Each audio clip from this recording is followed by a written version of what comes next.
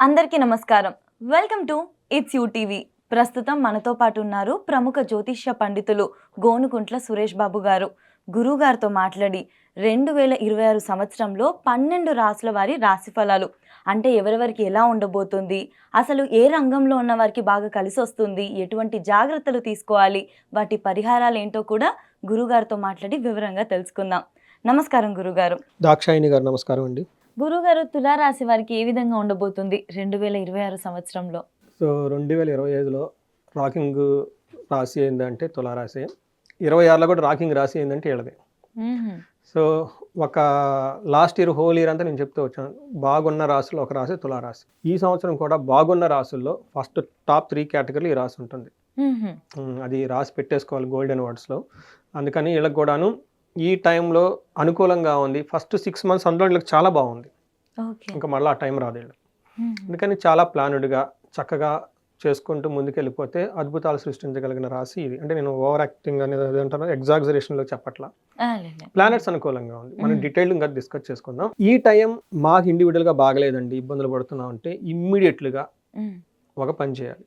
మీరు పుట్టినంటే మీ పెద్దవాళ్ళు జాతక చక్రం రాసిస్తారు కదా, ఎందుకు ఏదో ఉంటారు కదా, ఎందుకు జాతక చక్రం రాసిస్తాను కొన్ని వేల సంవత్సరాల నుంచి అదొక మనకు ట్రెడిషన్గా ఉంది. అది పుట్టినంటే జాతక చక్రం రాపిచ్చేస్తారు.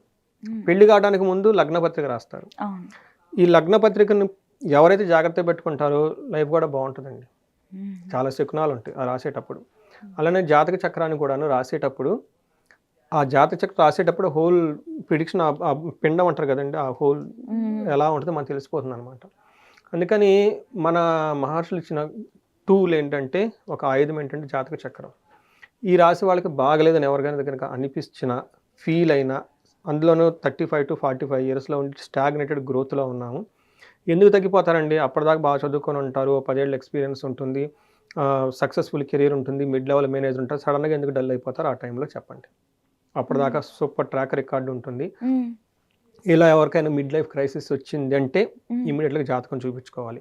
ఎందుకంటే ఆ టైంలో వీళ్ళు ఇప్పటిదాకా వరల్డ్కి సంబంధించిన గుడ్ స్టూడెంట్, గుడ్ మదర్, గుడ్గా ఉన్నప్పుడు అట్లానే గుడ్ యాన్సిస్టర్స్కి కూడాను ఆ వంశాన్ని నిలుపుకోవాల్సిన, వాళ్ళు చేసిన కర్మలు కూడా తీసేయాల్సిన డ్యూటీ వీళ్ళకి ఉంటుందండి.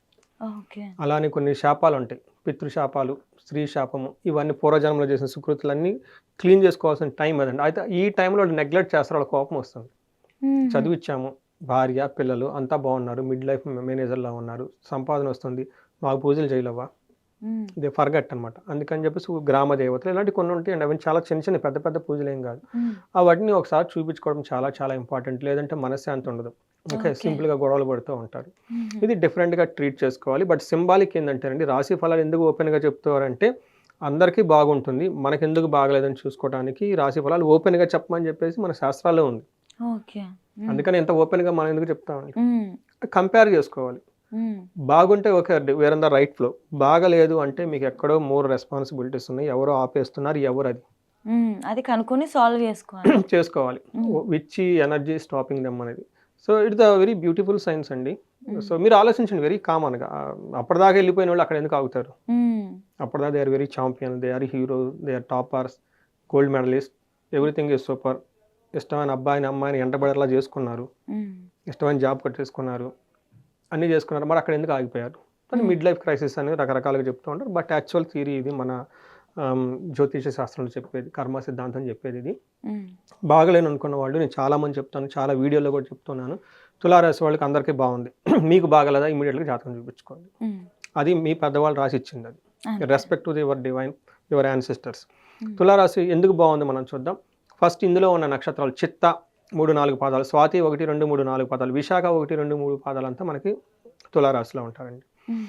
పేరు బలం కనుక చూసుకుంటే రా, రీ, రూ, రే, రో, తాతి, తూతే అన్న అంతర అక్షరాలంతా కూడా వీళ్ళది ఇందులోనే ఉంటాయండి. చాలా పేర్లు ఇందులో ఫేమస్గా ఉంటాయి. రాముడు, ఓకే, మన రాతను స్టార్ట్ చేస్తాం కదా, ఇలా మనకి చాలా పేర్లు అంతా కూడా ఈ తులారాశిలో పాపులర్ పేర్లు ఉంటారు. ఇందులో హోల్ ఇయర్ మనం చూసుకున్నప్పుడు 2026 జనరల్గా చూసుకుంటే ప్రతి ఒక్కళ్ళకి నాయకత్వ లక్షణాలు ఉంటాయండి ఇందులో.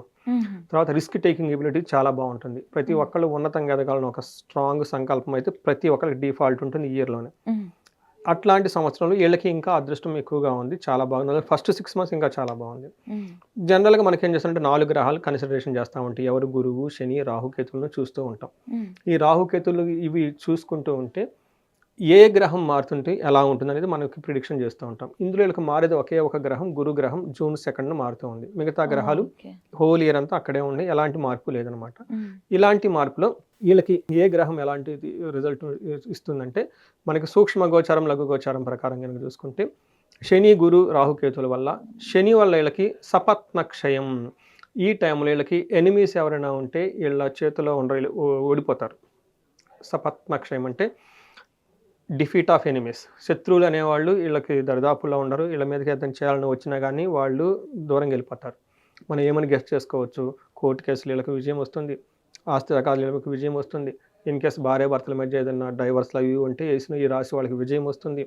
అలానే ఆఫీసులో బాసులు ఎవరైనా ఉంటే వీళ్ళ పైన విజయం వస్తుంది. ఏ పని చేసినా కానీ వీళ్ళకి శత్రువులు అనేవాళ్ళు ఉండరు, వీళ్ళ దాటికి వెళ్ళిపోతారు. ఇట్లాంటి బెస్ట్ టైం మళ్ళీ వస్తుందో చెప్పలేం, వీళ్ళకి ఇప్పుడే వచ్చింది. ఎందుకంటే శని మళ్ళీ ఇదే ప్లేస్లోకి రావాలంటే 30 ఏళ్ళు పడుతుంది. అందుకని అలానే గురువు వీళ్ళకి 9వ స్థానంలో ఉన్నారు. భాగ్యం, లక్ యాక్టివేట్ అవుతుంది. అప్పటిదాకా లేని ఆపర్చునిటీస్లో కొత్త కొత్త ఆపర్చునిటీస్ వస్తాయి. అప్పటిదాకా లేని హ్యాపీ మూమెంట్స్ ఈ టైంలో వస్తాయి. Influx of wealth and happiness అంటారు. ఓకే, అనంతమైన సంతోషం, హ్యాపీనెస్ వచ్చే టైం. అగైన్ చూడండి, గురువు కూడా వీళ్ళకి సపోర్ట్ ఇస్తూ ఉన్నారు. అంటే ఒకళ్ళు బయట నుంచి కాపాడుతూ ఉంటే ఒకళ్ళు ఇంటర్నల్గా కొత్త ఎనర్జీని ఇస్తూ ఉన్నారు. ఇది ఒక బెస్ట్ టైం. అలానే 11th హౌస్లో కేతు ఉండటంతో సౌఖ్యం. ఓకే, సౌఖ్యం అంటారు సంస్కృతిలో. అది కంఫర్ట్ అండ్ హ్యాపీనెస్గా ఉండేసి వెళ్ళిపోతుంటారు. అయితే 5th హౌస్లో రాహు ఉండటంతో they may easily become addictions. అంతా బాగున్నప్పుడు వచ్చేది ఇదే కదా, జనాలకి ఎడిక్ట్ అవుతూ ఉంటారు. టూ మచ్ ఆల్కహాల్ తీసుకోవటం, టూ మచ్ రోమింగ్ చేయటం, ఇంకా అవి షేర్ మార్కెట్లో కూడా టకటకాని చేసే ట్రై చేయటం. సో ఇంప్రాపర్ మేనర్లో ఏదైనా ఎంజాయ్ చేద్దామన్న ఆలోచనలకి వీళ్ళకి ఎక్కువ ఉంటుంది. అది ఒకటి కొంచెం డ్రాబ్యాక్, కేర్ఫుల్గా ఉండాలి. జనాలు అంతా బాగున్నప్పుడు చేసే పనులు ఇలా ఉంటాయి కాబట్టి అగైన్ కేర్ఫుల్, కాషన్ చాలా ఇంపార్టెంట్. మనం డీటెయిల్స్ కనుక చూసుకుంటే వీళ్ళకి 6వ స్థానంలో శని ఉంటే ఏమవుతుందంటే ధనధాన్యాభివృద్ధి, బంధు సంతోషం, వర్ధనం, స్త్రీ సౌఖ్యం, గృహ నిర్మాణం. షష్టమస్త స్థానకే శని అంటే 6వ ఇంట్లో శని ఉన్న, శని దృష్టి ఉన్న ఇల్లు కట్టేస్తారంట. వీళ్ళు చాలామంది విల్లాలు కొనే అవకాశం ఎక్కువగా ఉంటుంది. తర్వాత premium luxury kind of apartment తీసుకునే అవకాశం చాలా ఎక్కువగా ఉంటుంది. భూమి కొనే అవకాశం ఎక్కువగా ఉంటుంది. ధనధాన్య వృద్ధి ఉంటుంది. బంధువులతో సంతోషంగా ఉంటారు. ఓవరాల్గా గ్రోత్, వెల్ బీయింగ్ ఉంటుంది వీళ్ళకి. నెక్స్ట్ వీళ్ళకి స్త్రీల వల్ల సౌఖ్యం ఎక్కువగా చూపిస్తుంది. ఇన్ కేస్ లేడీస్ అయితే పురుషుల వల్ల సౌఖ్యం, స్త్రీ సౌఖ్యం, గృహ నిర్మాణం అని చెప్తూ ఉంటారు. అలానే గురువు వీళ్ళకి 9వ స్థానంలో ఉండగానే భాగ్యం, లక్ యాక్టివేట్ అవుతుంది వీళ్ళకి. ఎలా అర్థం స్వకులాచార, గృహలాభ, సుఖభోజనం. ఇక్కడ కూడా చూడండి గృహలాభం చూపిస్తూ ఉంటుంది. సుఖభోజన, నిత్య స్త్రీ జన సంపర్కం. అంటే ఈ టైంలో ఎలా ఉంటుంది, ధనం బాగుంటుంది. ఇంటికి సంబంధించిన ఆచార వ్యవహారాలు ఫాలో అవుతూ ఉంటారు. సొంతగా గృహం కట్టుకోవటం లేదని తీసుకోవడం చేస్తూ ఉంటారు. మంచి భోజనం తింటూ ఉంటారు. నిత్య స్త్రీ జనసభ అంటే లేడీస్తో వాళ్ళతో సౌఖ్యంగా మాట్లాడుతూ వాళ్ళకి ఎలాంటి గొడవలు లేకుండా ఇంట్లో కానీ బయట కానీ ఆఫీసులో కానీ వెళ్ళిపోతూ ఉంటారు. ఏమంటారు, సర్వ సౌభాగ్య సిద్ధి అంటారు. చాలా బ్యూటిఫుల్ ఉంటుంది, సర్వ సౌభాగ్య సిద్ధి అంటారు. అన్నిటికీ భాగ్యం ఉంటుంది. ఇంకా లేడీస్ కూడాను సేమ్ వయసు పురుషులతోటి ఇంట్లో ఎవరుతున్నా కానీ చక్కగా వెళ్ళిపోతూ ఉంటారు. అయితే ఇది గురువు వీళ్ళకి జూన్ వరకు బాగుంది. అక్కడ నుంచి గురువు మారటంతో ప్రొఫెషనల్ మ్యాటర్స్లో వీళ్ళకి అధికార నాశనం అని చెప్తారు. ఇప్పటిదాకా సాగించుకునే అవకాశం ఉండదు, కొంచెం తగ్గిపోయి ఉంటుంది. మిత్రులతో గొడవ, అధికారులతో అసంతృప్తిగా ఉంటుంది అని చెప్తారు. స్వజనైర్ దోషణం, చుట్టూ ఉన్న వాళ్ళు కొంచెం బ్లేమ్ చేసే అవకాశం ఎక్కువగా ఉంటుంది. ఏమంటారు, సంచార భయం, అటు ఇటు తిరుగుతూ ఉండే అవకాశం ఎక్కువ, కొంచెం భయం కలిపే సంఘటనలు ఎక్కువగా ఉండే అవకాశం ఎక్కువగా ఉంటుంది. జాగ్రత్తగా ఉండాలి జూన్ తర్వాత. అయితే రాహు అగైన్ 5th హౌస్లో ఉండటంతో వీళ్ళకి ఏం చెప్తారంటే పుత్ర వైరం, పుత్రులతో గొడవలు రావటం, లేదంటే పుత్రులకు సంబంధించిన వ్యవహారాల్లో సరిగా వాళ్ళు చదువుకోకపోవటం, వాళ్ళ ద్వారా ఇబ్బంది పడే అవకాశం ఎక్కువగా ఉంటుంది. కాలాతిక్రమణ భోజనం, టయానికి భోజనం తినకుండా టూ మచ్ టైర్డ్నెస్గా ఉంటుంది.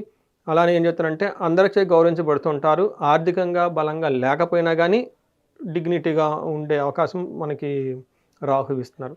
అగైన్ కేతు మనం చెప్పుకున్నాము, వీళ్ళకి మంచి పొజిషన్లో కేతు ఉన్నారండి. కేతు 11th హౌస్లో ఉండటంతో ఆధ్యాత్మికంగా, తర్వాత ఏమంటే ధర్మార్థ కామ మోక్షాలు అంటారు. ఈ 4 ప్రాబ్లమ్స్ ఇవి ఉంటే ఇందులో వీళ్ళకి మోక్షం ప్రగా కూడా చాలా చక్కగా ఉంటుంది. మోక్షం వచ్చేది కేతు 11th హౌస్లో ఉండటంతో ఆధ్యాత్మిక చింతన ఎక్కువ ఉంటుంది. గుళ్ళు గోపురాలు తిరగటం, తర్వాత భగవద్గీత పట్టుకోవటం, ఇలా స్క్రిప్చర్స్ అన్ని చదవటం, ఇలా వండేసి చక్కగా లైఫ్ అంతా ఒక మంచిగా ఉండే టైం వీళ్ళకండి. ఓకే. ఓకే.